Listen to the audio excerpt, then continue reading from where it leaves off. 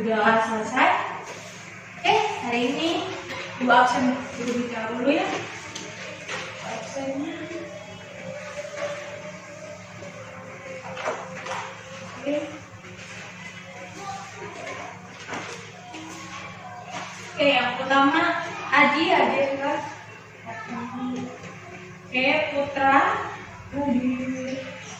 Siska, ada, Dewi, ada juga, Retno, Satrio, Devinda, Putri, Justin, nah yang terakhir ada saya. Oke, jadi ada semua ya. Ya Bu.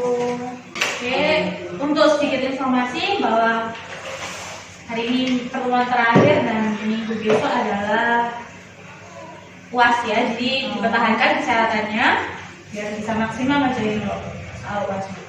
Oke, mulai. Gimana? Udah siap belum buat belajar sejarahnya?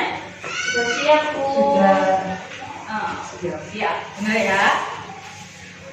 Pada pertemuan minggu kemarin, kalau nggak salah Ibu udah ngirim materi PPT di grup kalian. Udah dibaca atau belum? Sudah. Yang ini sudah. Sudah atau belum? Tapi masih belum paham gitu Bu. Ya, dan nanti kita review sebentar ya buat mempertajam ingatan kalian juga. Nah, pembelajaran kali ini tuh berbeda dengan pembelajaran sebelum-sebelumnya. Bahwa pada pembelajaran kali ini kita akan menggunakan metode permainan. Permainannya apa? Nanti Ibu kasih tahu. Sebelumnya Ibu mau review materi sebelumnya. Jadi dulu karena kalian dia ada yang bilang belum paham materinya. Yang pertama, kalau ada yang ingat kemarin belajar apa aja coba? Politik luar negeri. Ya, yang pertama ada politik luar negeri.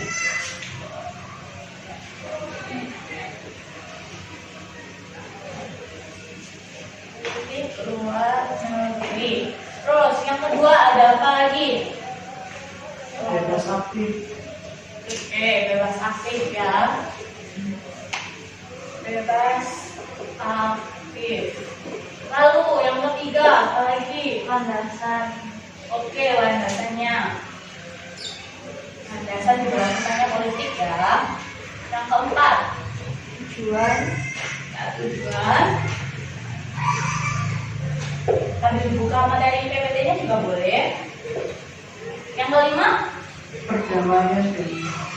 tentang perdamaian dunia, karena kita tadinya tentang peran Indonesia dalam perdamaian dunia ya. Yang terakhir ada kontribusi Indonesia dalam perdamaian dunia.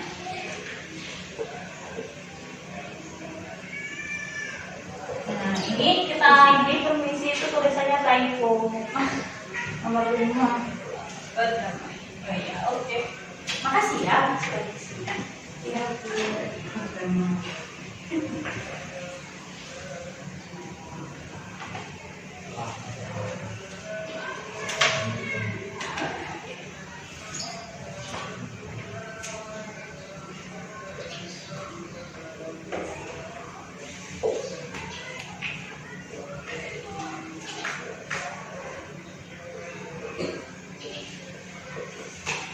sudah ya, berarti hari ini kita akan bahas secara satu persatu.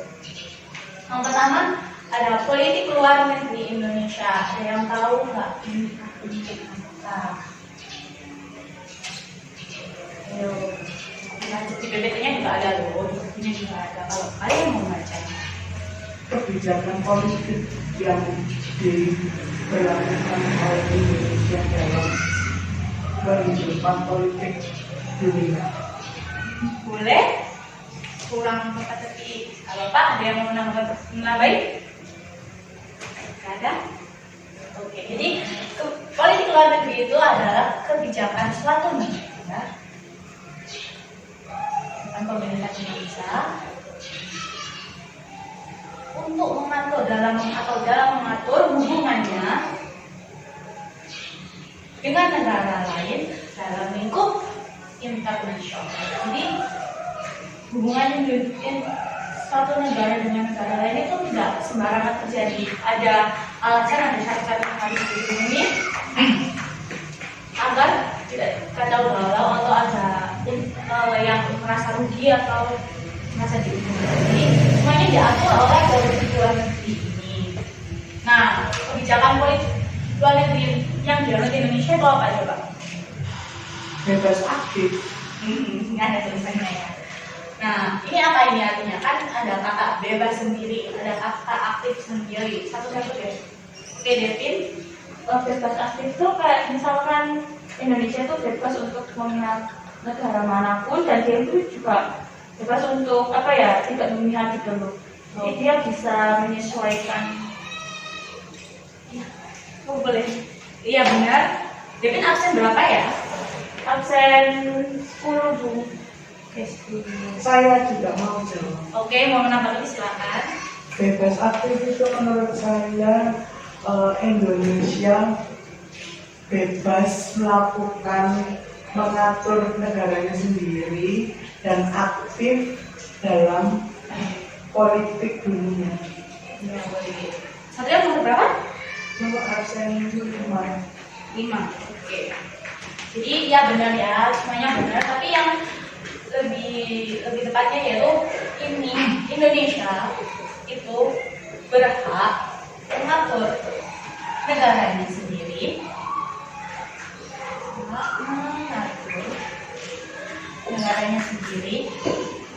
tanpa ada campur tangan dari negara lain. Jadi gak ada keterkaitan dengan, gak ada pengaruh dari negara lain. Jadi Indonesia berhak mengatur negaranya sendiri, entah mengatur presidensial atau parlementer atau apa itu terserah, dan juga harus turut aktif dalam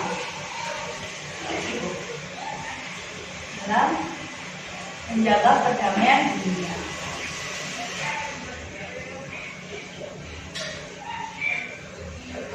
Jadi semuanya tuh untuk menjaga perdamaian dunia sebenarnya. Kenapa harus dijaga? Itu nanti ya ada bahasa ini. Jadi politik luar negerinya udah, bebas aktifnya juga udah, landasannya sekarang. Landasan diberlakukan politik luar negeri Indonesia di Indonesia ada berapa coba? Ada 2, yaitu ada yang pertama ada landasan ideal dan juga ada landasan konstitusional. Landasan idealnya Pancasila, jadi selain sebagai dasar negara, ideologi juga digunakan sebagai landasan diberlakukannya politik luar negeri Indonesia. Kalau konstitusionalnya yaitu ada pembukaan Undang-Undang Dasar 1945. Tepatnya alanya itu berapa coba? 4. Iya benar. Jangan ragu-ragu, gak apa-apa. Takut salah dulu. Kan kita belajar kalau salah juga. Yang keempat ya.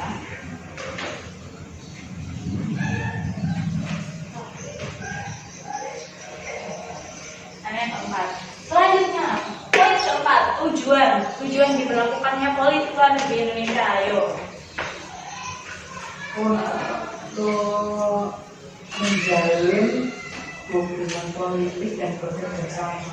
Ya, untuk menjalin politik bisa, karena kan hubungan internasional. Untuk pererat tali silaturahmi dan menjaga hubungan baik antara negara.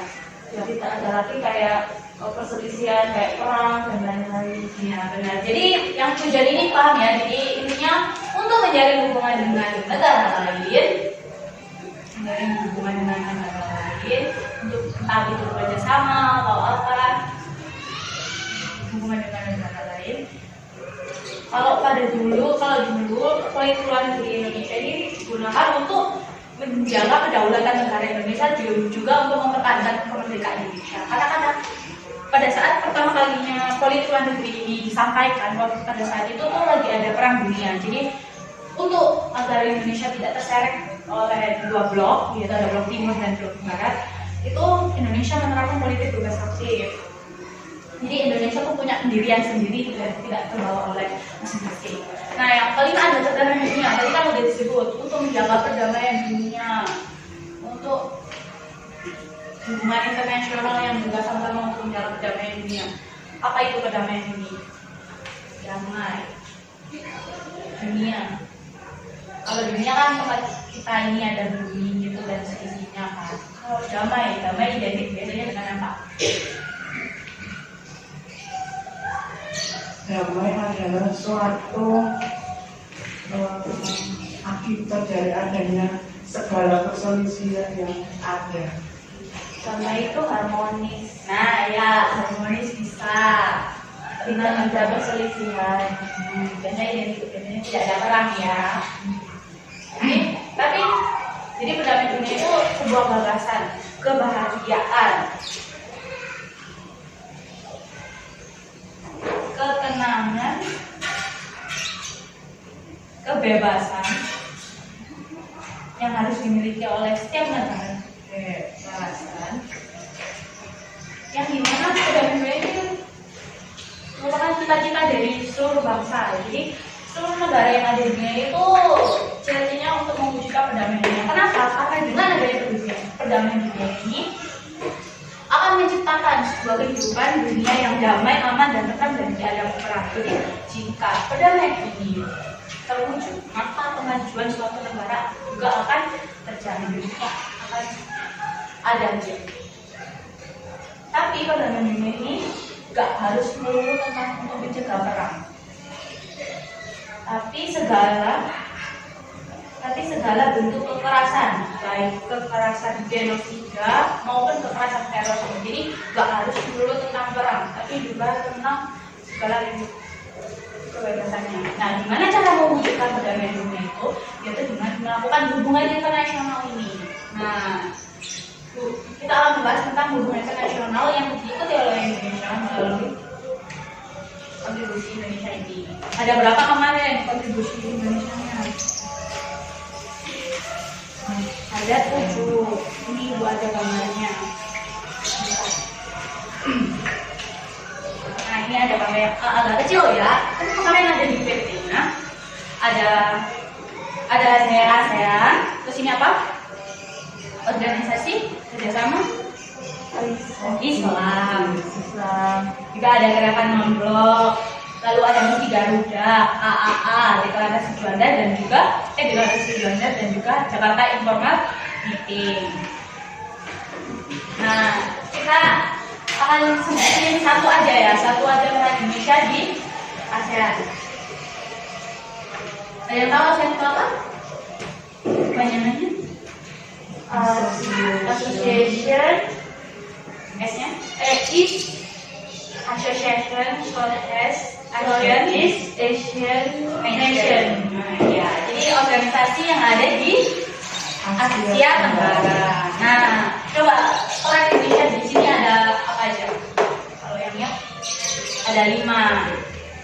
Yang pertama sebagai pencetus terbentuknya ASEAN. Jadi ASEAN ini terbentuk pada bulan Agustus 1946.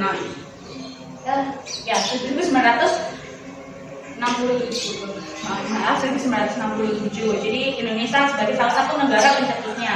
Yang kedua sebagai tempat terselenggaranya KTT yang pertama di ASEAN di Bali, tepatnya di Februari 1976.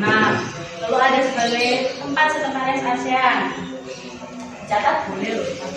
Ada ASEAN, tempat sekretaris ASEAN yaitu di Jakarta Selatan, tepatnya di Jalan Sisingamangaraja nomor 73, Kebayoran Baru. Yang terakhir juga ada sebagai juga pernah sebagai penengah konflik. Itu contohnya kemarin itu kita bahas tentang konflik yang ada di Kamboja. Jadi Indonesia sebagai fasilitas tempat berunding antara Kamboja dan juga Vietnam. Oke, sudah paham? Gimana? Saya mau tanya. Ya, boleh silakan. Tadi kan ibu tuh sudah menjelaskan bahwa misalkan perdamaian dunia itu merupakan hal yang sangat penting dan harus kita jaga sama-sama. Nah, apa sih Bu arti atau kedudukan perdamaian dunia itu sendiri bagi suatu negara? Nah, jadi arti penting kedirinya bagi perdamaian dunia bagi Indonesia. Tadi kan ibu bilang bahwa perdamaian dunia itu cita-cita dari setiap bangsa. Kenapa jadi cita-cita? Karena dengan adanya perdamaian dunia, maka kemajuan suatu negara itu akan tercapai. Kenapa kok bisa? Nah, perdamaian dunia itu akan menciptakan kondisi di mana kondisi atau situasi yang tenang, aman. Nah, bila kondisi seperti ini aman, maka suatu negara itu akan bisa fokus. Jadi negara tersebut akan fokus untuk membangun segalanya, baik fasilitas, perekonomian, politiknya.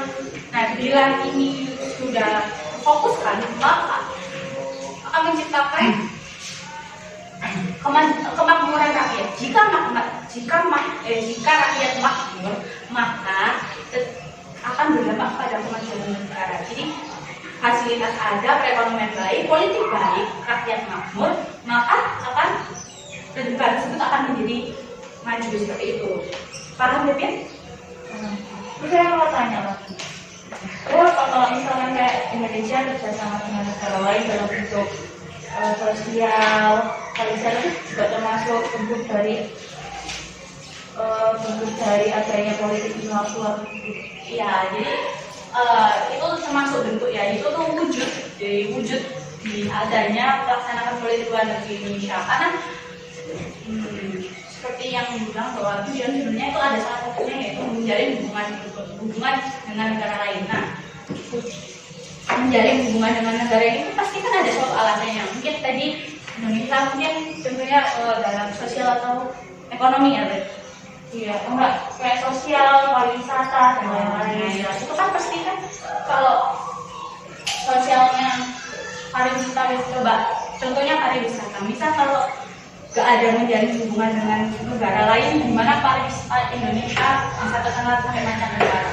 Siapa yang akan menikmati pariwisata? Income-nya dari mana? Kalau nggak dari masyarakat itu, masyarakat yang kenal dengan Indonesia. Nah, cara mengenalnya yaitu hubungan internasional tersebut. Nah, ada yang berorganisasi melalui handphone bisa, melalui internet juga bisa. Jadi seperti itu. Terima kasih Bu. Oke, selanjutnya, karena review materinya sudah, langsung ke permainannya ya. Nah, siap Bu. Permainan kali ini kita akan pakai permainan ini udah ada, Bu Agus ya. Jadi permainan ini kita pakai permainan tradisional. Dia yang ingat nggak? Dulu kalian main permainan tradisional apa aja? Ini angklung. Kok angklung? Dakon ya. Terus engkleng. Apa lagi? Apa ya? Kelereng. Iya. Banyak ya. Nah, kali ini kita akan pakai permainan tradisional bingo. Ada yang tahu nggak bingo itu gimana mainannya? Tahu ya. Jadi bingo itu ada mainan yang dimana ada kotak yang isinya tuh 5x5 ya.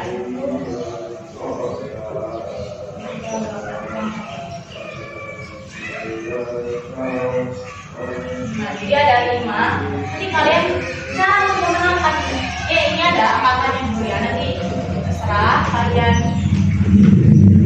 acak ya. Nanti untuk memenangkannya itu kalian bisa pakai harus nyusun garis baik lurus yang vertikal, horizontal atau miring. Jadi menangnya itu gitu. Tapi pada kali ini untuk bisa menang ini kalian harus menjawab pertanyaannya. Nah, ini ada LKPD-nya. Bahkan kasih ya ada kotaknya, nanti kalian isi angka-angkanya.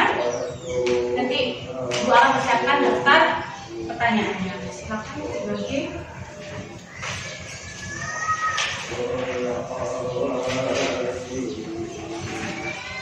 Kasih nama ya Bu. Ya diisi nama NIM. Nama NIM. Nama absen. Nama absen kelas. Diminta waktu Ibu kuliah ya, mohon maaf. Jadi nanti kalau akhirnya ada NIM-nya juga kuliah ada. Itu semacam kayak nomor absen gitu ya.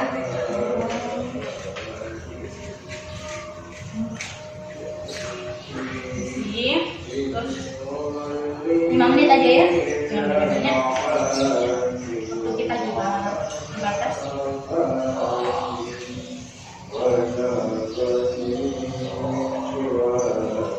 Acak-acak boleh nomornya. Langsung.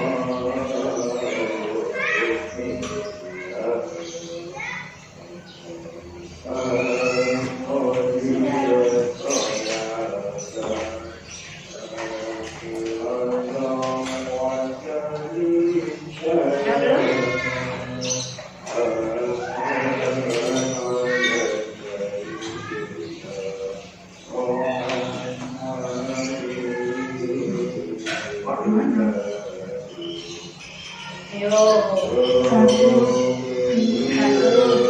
3, 4, 5, 6, 7, 8, 9, 10, 11, 12, 13, 14, 15, 16, 17, 18,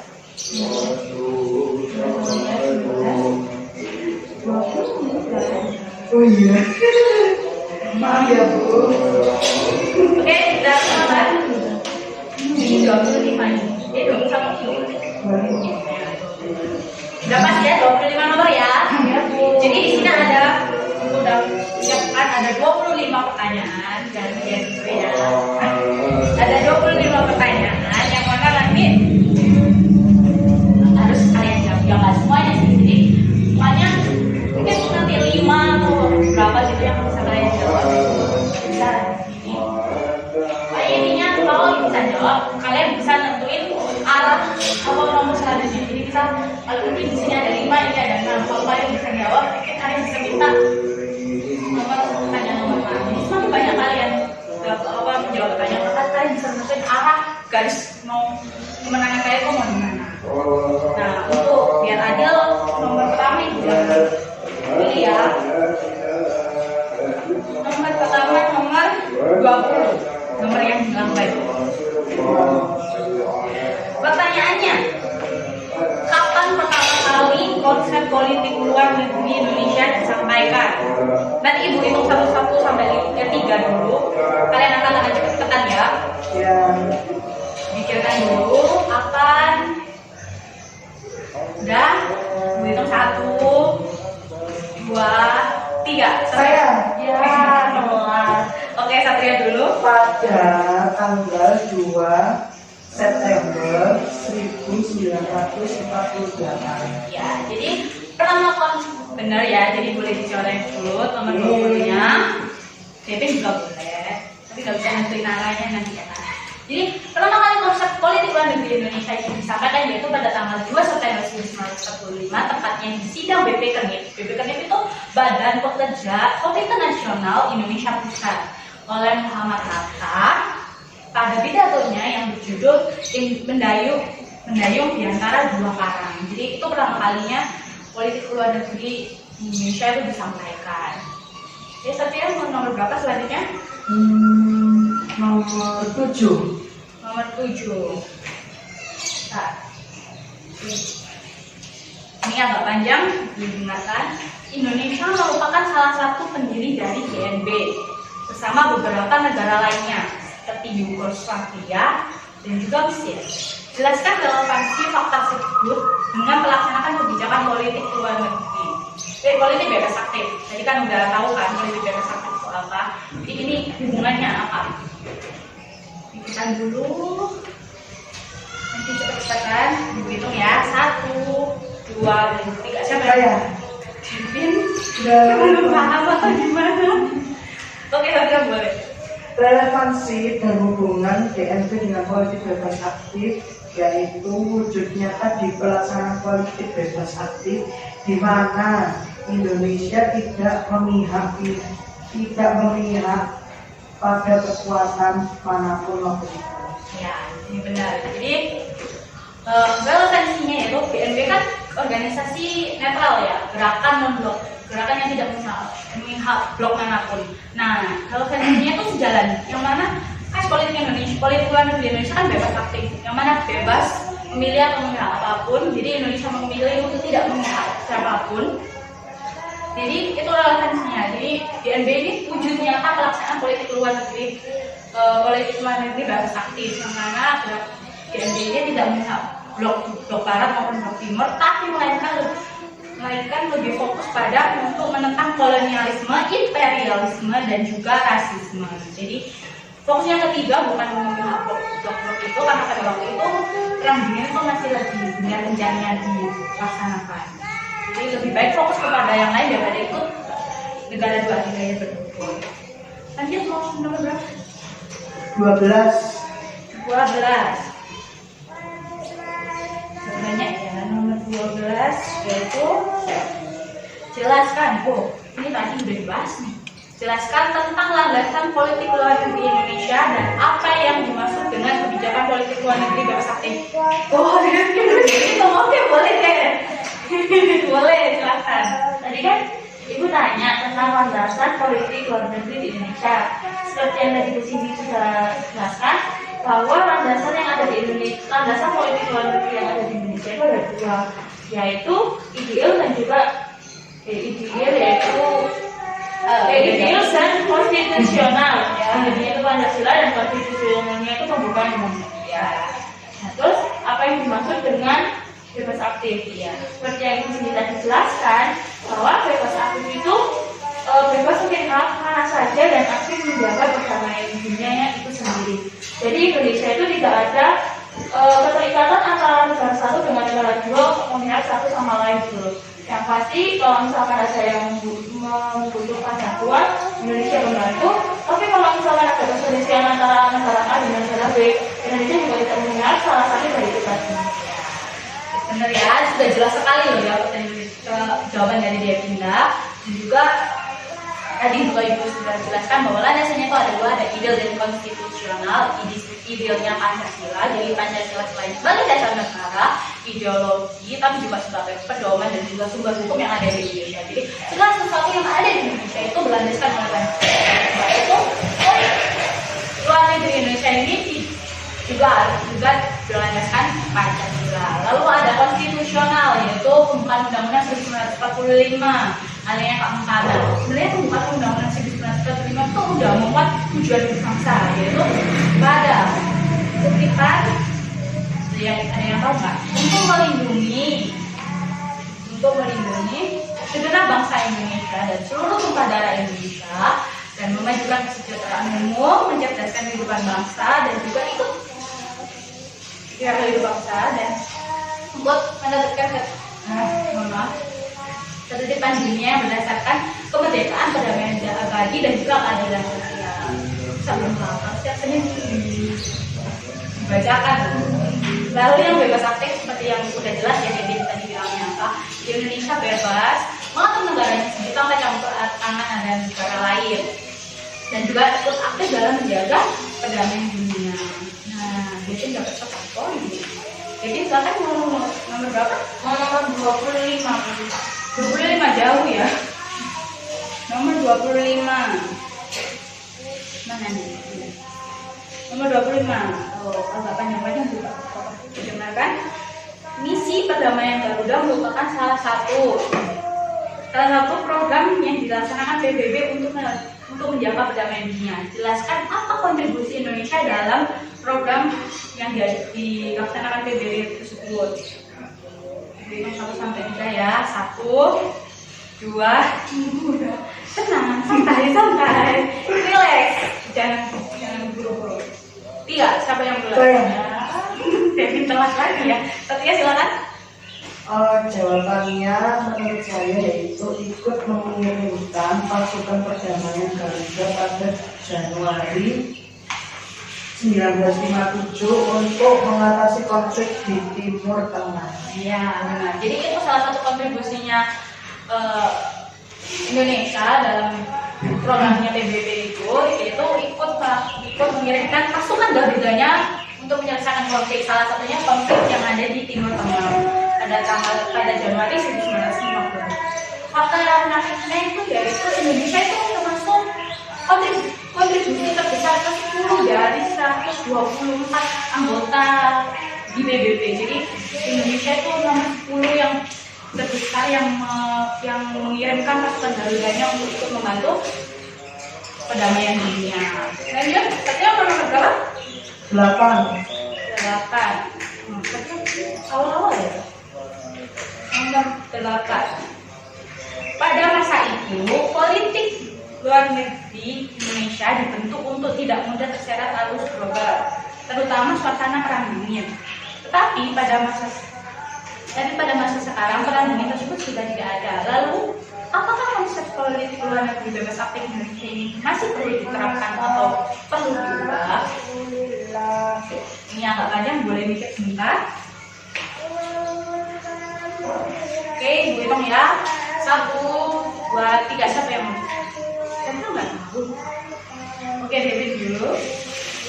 Jadi kan, tadi kan itu masih tanyakan apakah konsep politik itu masih perlu diterapkan. Nah, kalau misalkan menurut pribadi saya, itu masih perlu, karena kan politik luar negeri ini merupakan kebijakan yang mengatur sebuah hubungan internasional Indonesia dengan negara-negara yang lain. Jadi kalau misalkan kebijakan ini tidak diterapkan, takutnya nanti malah menjadi kacau balau, adanya perselisihan, perang ini dan lain-lain. Jadi itu penting banget buat diterapkan. Jadi masih relevan untuk diterapkan ya di Indonesia ya. Ya benar sekali bahwa kalau misalnya ini tidak dihapuskan atau dibuat, maka nanti hubungan negara Indonesia dengan negara lain itu akan menjadi kacau balau. Mungkin akan nanti ada perselisihan yang akan menyebabkan perang atau apa dan lain-lain. Jadi masih harus diterapkan.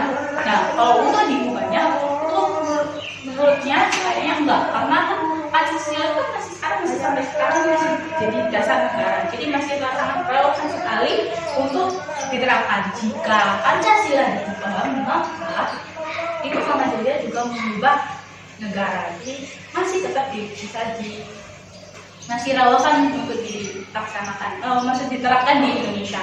Selanjutnya, jadi mau nomor berapa? Mau nomor 13.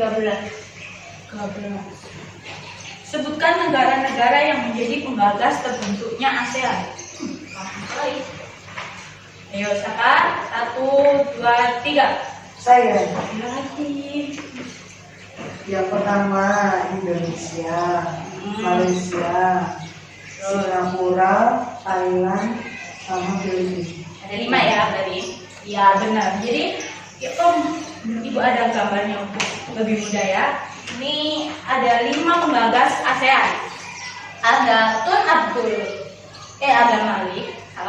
Adam Malik dari Indonesia, Tun Abdul Razak dari Malaysia, Francisco Ramos dari Filipina, dan juga Esra Jarrah dari Singapura, dan terakhir ada Tanat Permar dari Thailand. Jadi ada 5 penggagasnya.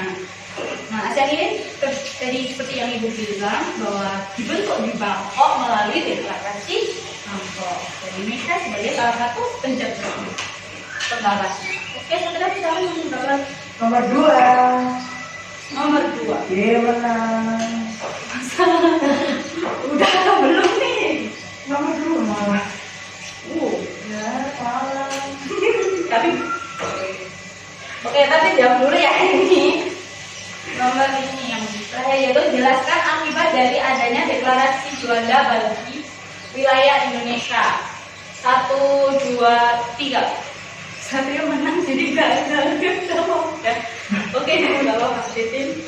Jadi dampak terakhir dari adanya deklarasi Juanda itu, pertama, wilayah laut sekitaran Pulau Indonesia itu menjadi 12.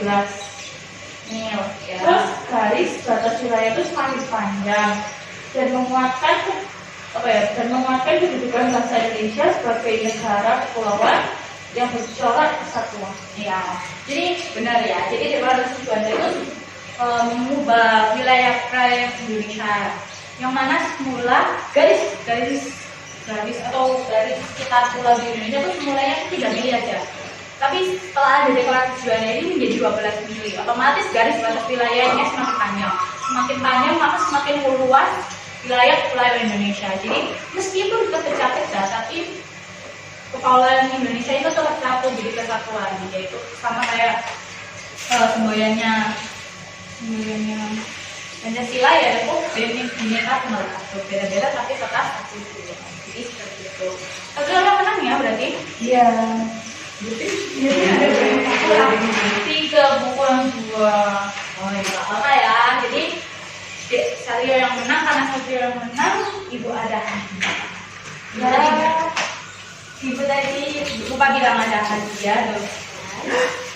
Untuk hadiahnya ada uang tunai untuk jumlahnya nanti ya rahasia. Terus juga ada snack ini untuk Ibunya. Terima kasih Bu Siti. Yang kalah santai. Ibu kasih snack juga. Hadiah liburan. Makasih. Boleh ya yang itu. Ya udah tukar boleh. Kan ini kamu dapat uang tunai sudah begitu. Oh iya. Jangan gitu. Nah, itu LKPD-nya dilengkapi. Ini kan ada daftar pertanyaannya, dilengkapi juga jawabannya. Jadi nanti ditulis jawaban apa aja yang ini. Pertanyaan juga nanti dikumpulkan sama Ibu hari ini deh terakhir. Nanti dikumpulkan di ketua kelas ya. Oke. Nah, itu permainan kita kali ini. Lebih seru permainan gini atau kayak teman-teman sebelumnya? Lebih seru gini Bu. Ada hadiahnya ya soalnya ya. Semangat ya kalian kalau ada hadiahnya ya. Semangat Pol. Oke, nanti Ibu bisa nyusun lagi tapi nggak sering-sering ya. Jadi itu permainan pada materi kita kali ini. Ada yang mau ditanyakan nggak dari ini? Terus saya mau tanya lagi. David lagi. Iya. Oke.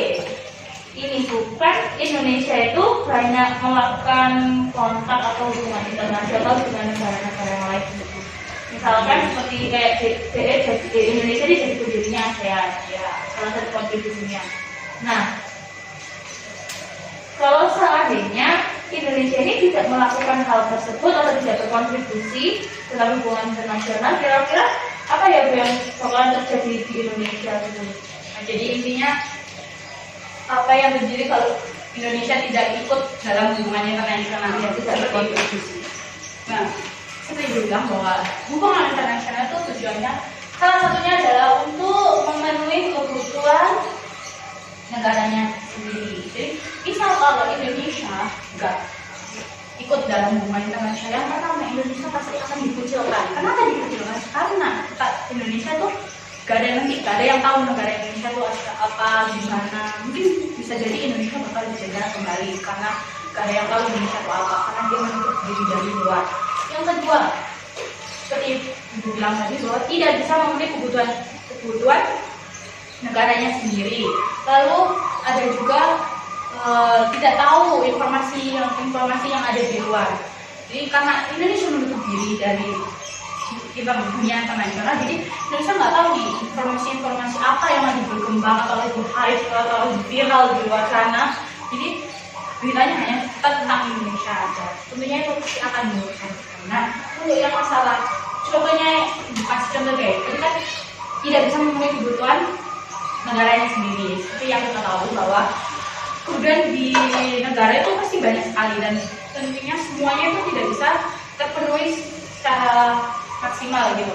Contohnya itu Indonesia tidak bisa memenuhi kebutuhan pangan masyarakatnya sendiri. Ada yang tahu nggak Indonesia itu impor loh, meskipun negara agraris tapi negara Indonesia itu impor beras dari Vietnam.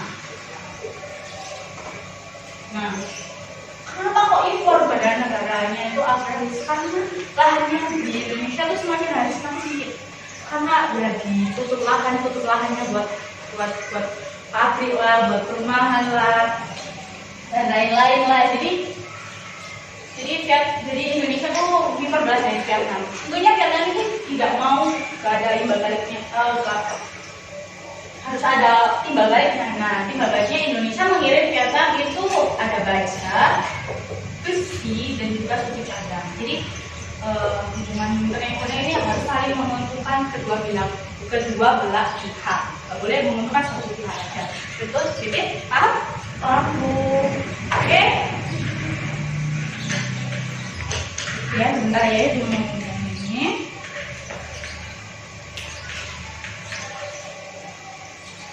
Oke, jadi seperti itu pembelajaran kali ini kita simpulkan bareng-bareng ya. Jadi pada kesimpulan pada pertemuan kali ini adalah perdamaian dunia itu penting dijaga oleh seluruh bangsa Indonesia karena mempengaruhi kemajuan suatu bangsa. Nah, cara untuk mewujudkannya yaitu melalui hubungan internasional lainnya diatur oleh kebijakan politik luar negeri. Nah, kebijakan politik luar negeri Indonesia itu ada politik bebas aktif, di mana Indonesia berhak mengatur negaranya sendiri tanpa campur tangan tanpa ada campur tangan dari pihak yang lain, dan juga turut aktif dalam melaksanakan perdamaian dunia. Nah, perdamaian dunia ini tergantung pada pembukaan undang-undang PABC.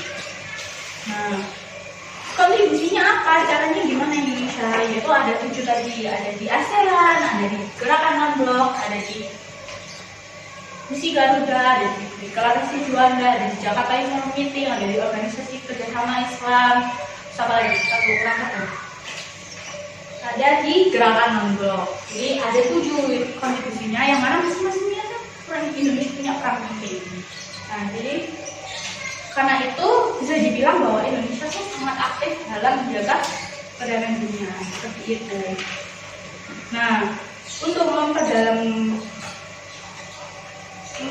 memperdalam KD ini nanti ada tugas akhir ya, buat nambah nilai kalian. Itu kalian harus bentuk 3-5 orang kelompok untuk membahas. Nanti ada 7 kelompok. Jadi masing-masing kelompok ini akan membahas, yang pertama itu ada bahasa ASEAN, bentuknya makalah ya, terus KNP, KA, Organisasi Kerjasama Islam, Deklarasi Juanda, Jakarta International Meeting, dan juga Misi Garuda. Jadi ada 7, nanti kalau banyak Bapak Ibu kalian mengumpulkan KKBD tadi seperti itu. Ibu akhiri ya pada pertemuan kali ini. Apabila ada kesalahan atau apa-apa, Ibu minta maaf dan dijaga kesehatannya karena besok kita UAS. Untuk deadline dari Ibu ya, untuk deadline tugas ini yaitu seberpuas ya, jadi minggu ini boleh kumpulkan dan jangan lupa TKPD dan juga nama setorannya. Bu mau tanya, kira-kira juga udah mulai UAS itu ada kisi-kisinya tadi. Oh, kisi-kisinya itu ya, jadi pembelajaran pada yang kita pelajari nanti Ibu untuk detailnya Ibu nanti kasih untuk ketua kelas datang ya. Ketua kelasnya jangan lupa untuk mengumpulkan nanti Ibu ya. Nanti Ibu kasih kisi-kisinya. Bisa difotokopi atau ditulis atau apa terserah kalian. Sudah atau ada yang ditanyakan lagi? Sudah cukup. Sudah? Oke, Ibu akhiri. Bila ada salah kata atau perbuatan Bu, mohon maaf. Assalamualaikum warahmatullahi wabarakatuh. Waalaikumsalam. Makasih ya Bu. Iya, sama-sama. Ayo sharing dulu.